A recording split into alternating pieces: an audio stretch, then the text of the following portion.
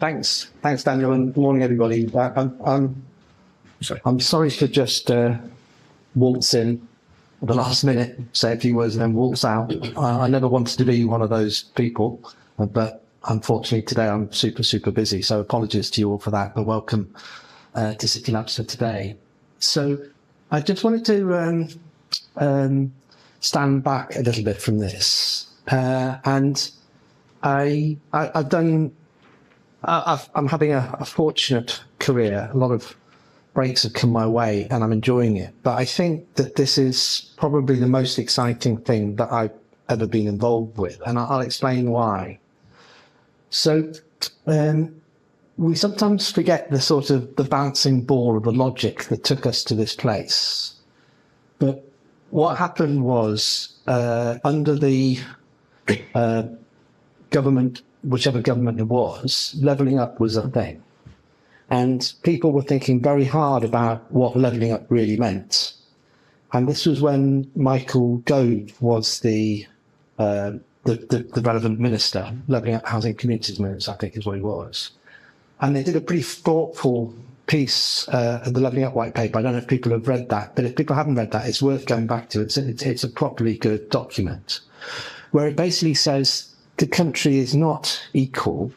There's a big north-south divide. Even within places like the north, there's huge kind of disparities and huge inequalities. And actually, if we need to deal with that, we can't just deal with that through welfare. We need to deal with that by actually having a sort of a structured approach to thinking actually what does create levelling up opportunities and how can we support and stimulate that. So off the back of that, they defined a series of, I think they called them capacities: institutional capacity, financial capacity, etc. And that if all those things were in place and all of those things were strong, the places would be strong, and therefore people would get better opportunity and then levelling up would occur. And furthermore, if all of those individual capacities, and I think there were 6 of them, were strong and were well connected, places would have good ecosystems which would lead to better outcomes for people and levelling up in that way. So that was the sort of the logic of it all. And then furthermore, what they did, and GM was very significant in contributing to this thinking, was to say, okay, well, let's have a fund which actually can support driving those capacities forward and create that levelling up opportunity in that way. So that was the levelling up white paper and the thinking that underpinned all this stuff. So the next stage in that was to say, okay, where do we have real assets to build on, which are going to make a difference? And off the back of that, I was thinking about what, and 3 places were chosen for that levelling up: the West Midlands, Greater Manchester, and Glasgow. And those places were chosen because it was felt that there was great academic capabilities in those places, and ability to link those academic capabilities better with the industry ecosystem. And so those were the 3 places which were designated. It was fair shares, 100 million divvied up 3 ways to those 3 places. And then the next bit of the analysis was, okay, what are the sectors where those places have actually got some great kind of academic excellence which can be linked to drive that levelling up agenda? And on a sort of detailed analysis from stuff, he was deemed that health, innovation, life sciences was one of those sectors. So that's what led to the whole genesis of the levelling up white paper. I don't want to talk about this particular moment. I'd rather just kind of give the spiel, if that's okay. So off the back of that, we wrote the bid that went in to get funded for this, and we reached out to a bunch of people in the room to say, okay, we've got great academic excellence. How can we support your academic excellence having a bigger impact by connecting it to industry better, supporting it with some, top level project and program management, helping you crowd in some attention and some resource into this stuff. And that's how we led to these various projects. There is a sort of purity in the logic here. It's got slightly kind of, I'm going to say, corrupted. I don't mean corrupted in a bad way, but what often happens with these things is there's a purity in the logic, which then gets somewhat changed by the nature of, you've got a funding organisation here, you've got rules in terms of the way they do things. You've got people over here who do things in a particular way. So we've tried to keep the purity of the programme together to actually respond to all those different needs. So what we got an opportunity to do in this was, it wasn't quite, here's the money, we trust you. But it was a little bit of that, where here's some money here, get on and do some good stuff, subject to the various checks and balances. So what we've been able to do is to build on excellence in terms of the projects that we're doing and the leaders that we've got taking those projects to manage a program over a couple of years to actually deliver some impacts from that. And this was always seen as I hate the word pilot, by the way, because pilots tend to happen and they stop. But this was seen as a pilot to see, can we demonstrate that this approach to supporting levelling up in this way is going to make a difference? And if so, then we'll take it seriously. So that ran for 2 years and was seen to be successful. 2 years from a standing start for projects as complicated as these is not a long time. But it was seen to be successful. There's real green shoots of stuff coming through from that. And so we've got a further extension of not the same amount of funding as the first 2 years, but of significant amount of funding. So I think the whole programme across the 3 city regions was 150 million quid over 3 years. So that's not an insignificant amount of public money.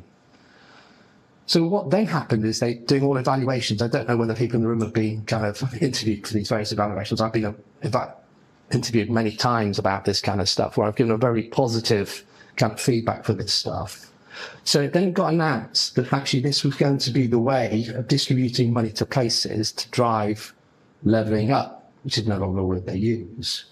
So the Local Innovation Partnership Fund, which is 500 million, got announced by the Department of Science, Industry and Trade about 6 months ago, was it, Daniel, something like that? And our project was the one that they listed in the press release as being an example of how this thing actually makes a difference, and therefore why they were throwing all this 500 million quid at it. So that's then gone into the next stage of things. So that's the sort of the bouncing ball. And it's, I think, I don't know whether are people familiar with all of that. Was this sort of news to you? I'm looking for nods or frowns or whatever. That was news to me. That was news to you. So it's interesting because it does, as I say, get distorted. But I think it's useful always to keep coming back to some of the logic and the legacy and stuff.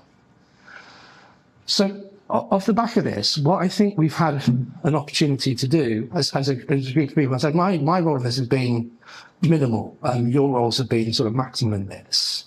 But the idea that you have great academics who've got really strong track records of doing things to make a difference and try to drive that impact more widely, and therefore you start to drive towards the levelling up space on the basis of academic excellence, is something which is fantastically good. And I hope that people see that by managing it as a programme where you have multiple work streams across different academic specialists, supported by some programmatic infrastructure with things like the data, actually starts to drive an ecosystem which is richer than the ecosystem was 3 years ago. I think we see that. Hopefully you guys see that as well. So that's the sort of the point of what we're trying to do here. The nature of this going into the next stage is we're doing slightly different things in terms of the Local Innovation Partnership Fund, because they're more like big infrastructure plays from some of the learning that we've done from this rather than the project-specific activities. But hopefully that infrastructure will support all the projects which are going forward, including the ones here. That's as detailed as I can get in this.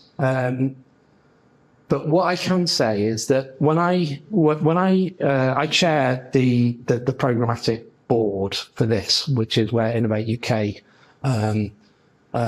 mark our homework. Is Jeremy in the room today? He was in the room last time. I don't think he's in the room. We've really enjoyed working with him, actually. He's had a very refreshing view, I think, to actually overseeing the way this programme is going. It might please you all to know that the way this whole programme has been run has been used as an exemplar, and in UK now using it to say, okay, guys, this is how you should be running programmes. And hats off to Daniel and others for their role in that. But what I do like about those programme groups is that you can tell the story in the way they have told it, and I think it is a good story. But actually, it misses out the logos, ethos, pathos, isn't it? Every every speech is supposed to have logos, ethos, pathos in it, or Cicero, quoting my best Cicero here. But actually, those stories which make a difference to people are the things which I think exist through this whole program in spades.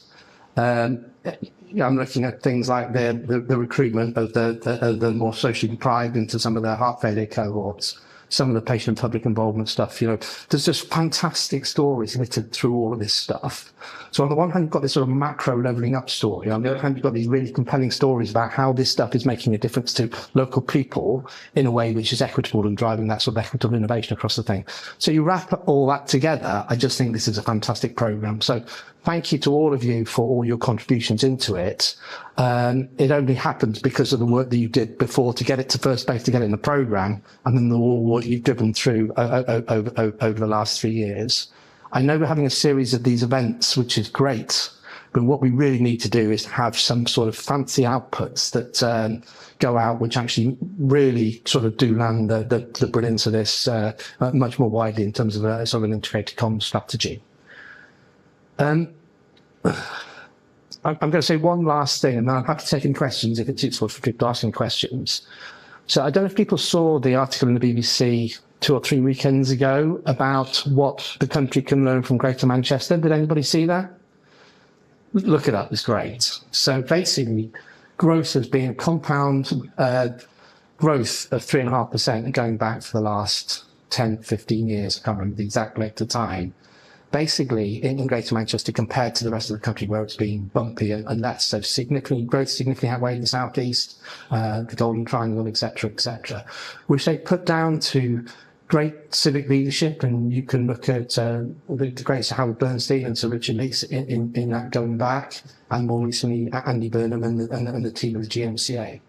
So this is a really, really strong story. And what's happened because of that story is that people talk about Devo Mank, and they talk about Devo Mank as the healthcare deal which was struck in 2016, which gave some money and some powers to Greater Manchester. And I think that's been interesting. We maybe haven't taken the maximum from that particular opportunity. I think that's interesting. But what I think is super interesting is the evolution going forwards. So Greater Manchester Combined Authority has the deepest devolution deal in the country. I don't think devolution is going anywhere soon. We'll see what happens with the politics of all this over time.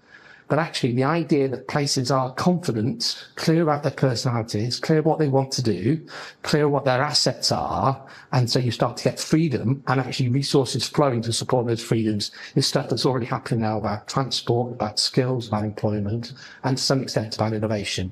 And I think that stuff will happen more and more. And this programme has been one of the things which has led into that. So I think the future of devolution for Greater Manchester and for these kind of projects is really unbelievably exciting. So hopefully that makes sense. Hopefully that puts the meeting going to have in some sort of context. If anybody has any questions, or if that hasn't made any sense, you want me to clarify anything, please do ask any questions that you have.